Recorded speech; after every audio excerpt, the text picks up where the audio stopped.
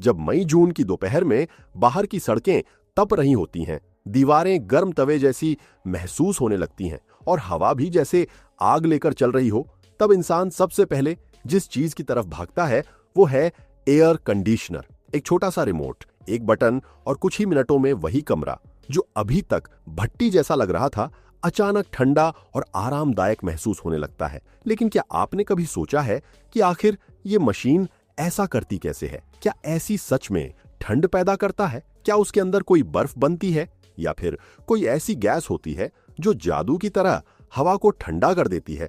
और अगर ऐसी ठंड बनाता नहीं तो फिर आखिर कमरे की गर्मी जाती कहां है?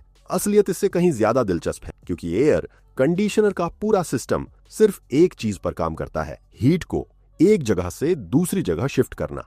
यानी आपका एसी कमरे के अंदर ठंड नहीं बना रहा, बल्कि कमरे की गर्मी को पकड़कर बाहर फेंक रहा है। यही वजह है कि एसी का बाहर वाला यूनिट कई बार इतना गर्म हो जाता है कि उसके पास खड़े होना मुश्किल लगता है। वो गर्मी असल में आपके कमरे से निकाली गई हीट होती है।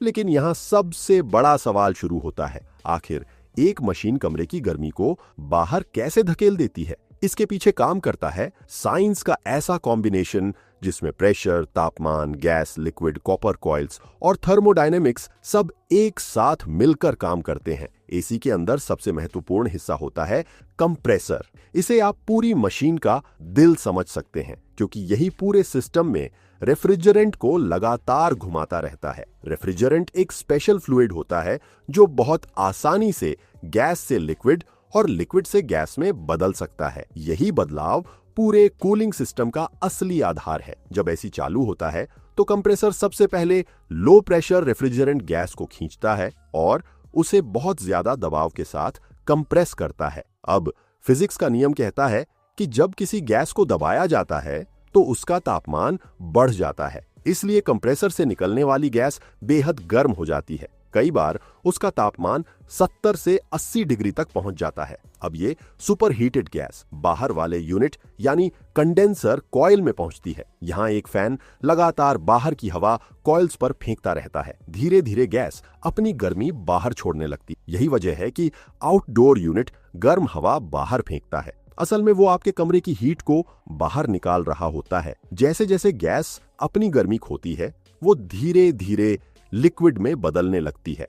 इस प्रोसेस को कंडेंसेशन कहते हैं, बिल्कुल वैसे ही जैसे गर्म भाप ठंडी होकर पानी बन जाती है। लेकिन अभी भी रेफ्रिजरेंट बहुत हाई प्रेशर में होता है और यही जगह है जहां एसी का सबसे छोटा लेकिन सबसे इंटेलिजेंट पार्ट काम करता है, एक्सपेंशन वाल्व। इस छोटे से हिस्से का काम है रेफ्रिजरेंट के प्रेशर को अचानक गिरा देना। जैसे ही हाई प्रेशर लिक्विड एक बेहद पतले रास्ते से गुजरता है, उसका दबाव तेजी से कम हो जाता है और जैसे ही प्रेशर गिरता है, तापमान भी अचानक नीचे चला जाता है। यही कारण है कि रेफ्रिजरेंट बेहद ठंडा हो जाता है। अब यही ठंडा रेफ्रिजरेंट इंडोर यूनिट के इवापोरेटर कॉइल में पहुंचता है। यहां से शुरू होती है असली कूलिंग।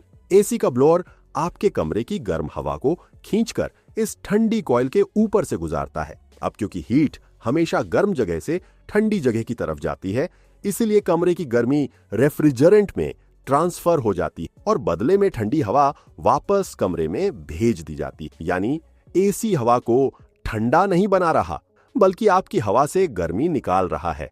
और यही पूरी एयर कंडीशनिंग का बेसिक प्रिंसिपल है। लेकिन यहां एक और दिलचस्प चीज होती है। आपने देखा होगा कि एसी से पानी टपकता रहता है। कई लोगों को लगता है कि शायद एसी के अंदर पानी बनता है, लेकिन असल में ये पानी कमरे की हवा से आता है। हमारी हवा में हमेशा नमी मौजूद रहती। जब ये नमी ठंडी इवापोरेटर कॉइल से टकराती है तो वो छोटे छोटे पानी के बूंदों में बदल जाती, बिल्कुल वैसे ही जैसे फ्रिज से निकली ठंडी बोतल पर बाहर पानी जमा हो जाता है। यही पानी ड्रेन पाइप के जरिए बाहर निकलता रहता है। इसका मतलब एसी सिर्फ कूलिंग ही नहीं करता, बल्कि हवा की नमी भी कम करता है। और यही वजह है कि एसी वाला कमरा कम चिपचिपा और ज्यादा आरामदायक महसूस होता है। अब यहाँ एक बड़ा मिथ समझना जरूरी है। लोग अक्सर कहते हैं कि एसी की गैस खत्म हो गई, लेकिन सच ये है कि रेफ्रिजरेंट पेट्रोल की तरह जलकर खत्म नहीं होता। ये एक बंद सिस्टम में लगातार घूमता रहता है। अगर एसी पूरी तरह सील्ड हो तो गैस सालों तक चल सकती है।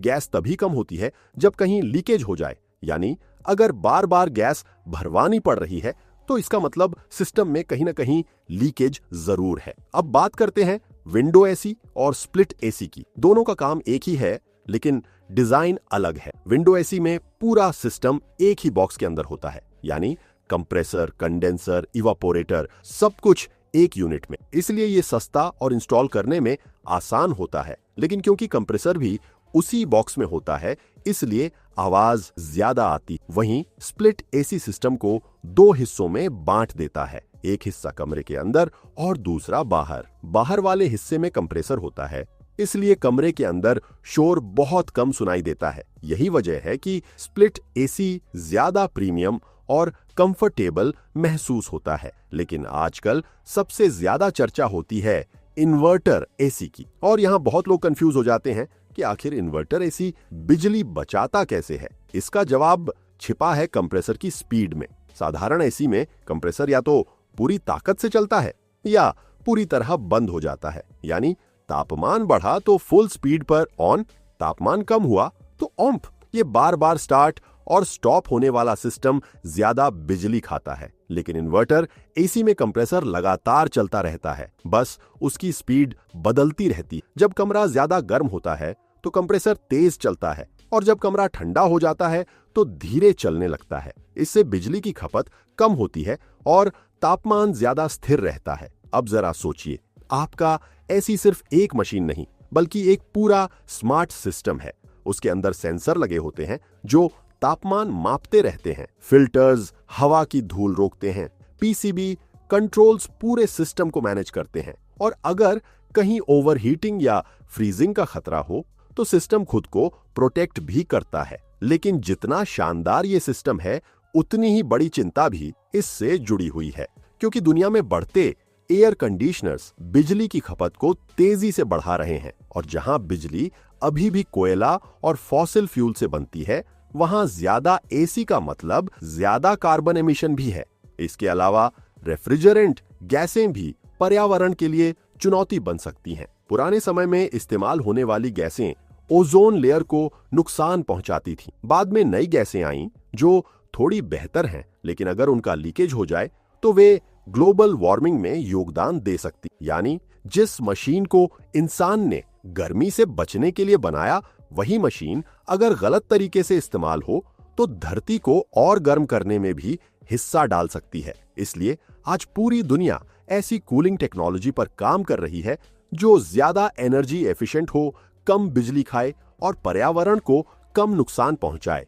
अब जरा अपने कमरे की तरफ देखिए। दीवार पर लगा वो ऐसी बाहर से जितना साधारण दिखता है, उसके अंदर उतनी ही जटिल साइंस लगातार काम कर रही होती है। हर सेकंड रेफ्रिजरेंट पाइप्स के अंदर दौड़ रहा होता है। कहीं गैस लिक्विड बन रही होती है, कहीं लिक्विड गैस, कहीं प्रेशर बढ़ रहा होता है, कहीं अचानक गिर रहा होता है, कहीं हीट बाहर फेंकी जा रही होती है, कहीं आपके कमरे से गर्मी चुराई जा रही होती है।